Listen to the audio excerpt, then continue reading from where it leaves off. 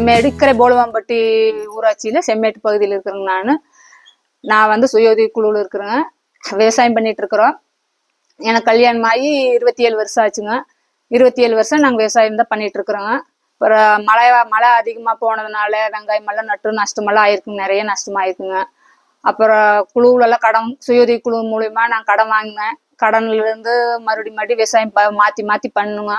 அதுல லாபம் வந்திருக்குங்க. அப்புறம் குழுவுல இருந்து வாங்க கடன்ல மாடு எல்லாம் வாங்கினோம். நாங்க 14 வருஷமா நாங்க குழுவில் இருக்கிறோங்க. உள்கடன் எடுப்போம், பேங்க் கடன் எடுக்கிறோங்க. அப்புறம் அது அப்படியே திருப்பி முறையா கட்டிட்டு இருக்கிறோங்க.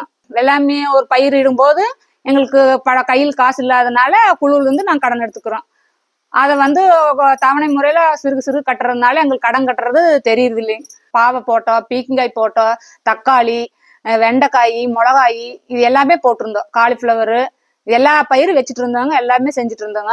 ஆனா இது இப்ப எல்லாமே விலை கம்மியா போகிறது, ஒரு நாளைக்கு ஒரு தடவை வச்சா வர்றதுனால பாக்குதான் எல்லாம் பெஸ்ட்ன்னு சொல்லி கொஞ்சம் இப்ப பாக்கு போட ஆரம்பிச்சிட்டோம் நாங்க எல்லாருமே. அதனால இப்ப பாக்குக்கு ஒரு 1.5 ஏக்கரா விட்டுட்டுங்க, கொஞ்சமா தான் வச்சிருக்கிறோம். சிறு பயிர்கள் வைக்கிறதுக்கு கொஞ்சமா வச்சிருக்கிறோங்க.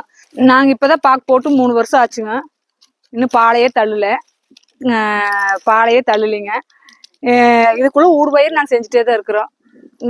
அதுல பாக்குல தண்ணி வர்றதுனால, வாய்க்கால் தண்ணி வர்றதுனால ஒவ்வொரு தடவை மழை வந்து உள்ள வந்துரும். அதிகமா தண்ணி வந்தா உள்ள வந்துருங்க. அதுல கொஞ்சம் நாத்தல கொஞ்சம் பாடுவாசி ஆயிடுச்சுங்க. மறுபடியும் நாங்க பாடுவாசி போட்டிருக்கிறோம். முதல்ல இருந்த பாக்கு மட்டும் இப்ப கொலை தள்ளி இருக்குதுங்க. பாருங்க, இது மொகித்துங்க. இது வந்து இப்ப பாலை தள்ளி இருக்குதுங்க. ஊடு பயிரா ரொம்ப சும்மாவே இருந்தா களை ஏறிடுதுங்க. அதனால ஊடு பயிர் போட்டிருக்குறோங்க. நாங்க பழுத்து காய் 100 ரூபா வரைக்கும் பிடிக்கிறாங்க. 90 ரூபா, 100 ரூபா. காஞ்சி வித்தா அதை விட லாபம் 150 ரூபா. பாக்காய் எடுத்து வித்தா அதை விட லாபங்க. சவால்கள் நிறைய இருக்குங்க. சவால்கள்ங்கிறது அதுல நோய், விதை முளைப்பு வந்து முளைப்பு திறனே அதிகமா நல்லா கண்கூடு பார்க்கணுங்க. அதுக்கு அடுத்தது நோய், அதுக்கு அடுத்தது களை மேலாண்மை, இது எல்லாமே பார்க்கணும். அது எல்லாம் சவால் பண்ணி கொண்டு வரும்போது எல்லாம் எப்படி சவாலா கொண்டு வந்துருங்க. ஆனா மார்க்கெட் போனா அங்க அந்த காய்க்கு அப்ப விலை இருக்காதுங்க. ஒரு தடவை விலை இருக்கு, ஒரு தடவை விலை இல்லாம போகுங்க. அந்த மாதிரி. இது வந்து வெண்டைக்காய்ங்க. இது வந்து விதை பேர் வந்து ஸ்டேஜா.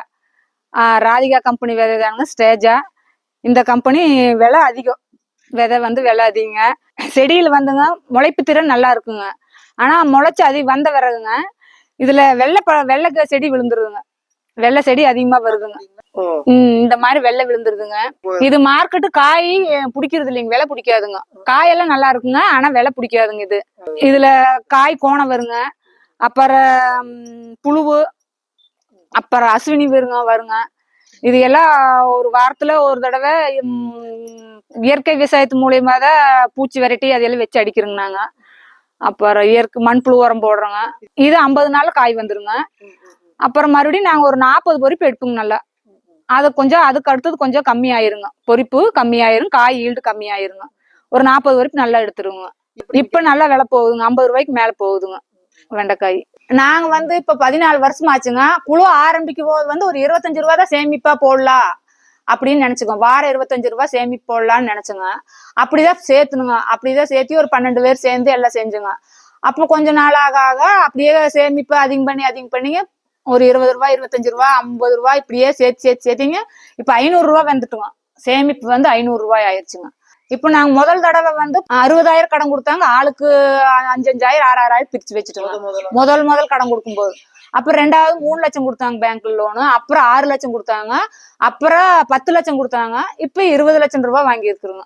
இந்த குழுவுனால நான் எங்கேயுமே வெளியே போய் யாருக்கிட்ட கடன் வாங்கலீங்க. எந்த கடன் இந்த விவசாயத்துக்கா தேவையா, வீட்டுக்கு தேவையா இருந்தாலுமோ, எந்த கடன் பையங்கள் படிக்க வைக்கிறக்கா, எந்த கடனுக்கு நான் வெளியே போய் யாருக்கிட்ட கடன் வாங்கலீங்க. உள்கடன்லயே தான் வாங்கி திருப்பி கட்டி உள்கடன்லயே தான் வாங்கணுங்க. பேங்க் கடனும் உள்கடனும் இந்த 2 கடன் மட்டும்தான் வாங்கினா. அந்த வட்டி எங்களுக்கே தான் வருதுங்க, பிரிச்சு நாங்க வச்சுக்கிறோங்க. நான் வந்து இந்த சுய உதவி குழு மூலமா தான் மோடி பாக்குறதுக்கு எனக்கு ஒரு வாய்ப்பு கிடைச்சிருச்சு. பிரதமர் மோடி பார்க்க வேண்டிய ஒரு வாய்ப்பு எனக்கு கிடைச்சது. இது என்னோட வீட்டுல இருக்கிற யாருமே நாங்க பிளைட்ல எல்லாம் போனதில்லை. யாருமே எதுவுமே போனதில்லை. ட்ரெயின் மட்டும்தான் போயிருக்கோம், வந்திருக்கோம். எனக்கு இங்க இருந்து ஜால்கண்டு, மகாராஷ்டிராவுக்கு போய் ஜால்கண்டு போய் பார்த்தோம். அது எனக்கு ஒரு புதிய அனுபவமா இருந்தது. மோடி பார்த்ததுனாலதான் எனக்கு விமானத்தில் போற வாய்ப்பு கிடைச்சது. அங்க போய் மோடிய ஒரு நாள் லட்சாதிபதி பெண்கள் அப்படின்னு ஒரு தலைப்புல அவங்க பேசினாங்க. எல்லா பெண்கள் தான் வந்திருந்தாங்க, எல்லா மாநிலத்துல இருந்து பெண்கள் வந்திருந்தாங்க. காஷ்மீர்ல இருந்து தமிழ்நாடு கன்னியாகுமரி வரைக்கும் இருந்த ஒரு ஸ்டேட்டுக்கு 2 பேர் 4 பேர் அந்த மாதிரிதான் போயிருந்தோம். அங்க ஏபிஓ வேலூர் ஏபிஓ மேடமும் நானும் போயிருந்தோங்க. தமிழ்நாட்டுல இருந்து இங்க நாங்க 2 பேர் போயிருந்தோங்க. ஒரே நாள் போயிட்டுங்க. அங்க போய் 3 நாள் இருந்தோங்க. அப்புறம் வர்றக்கு ஒரே நாள் தாங்க.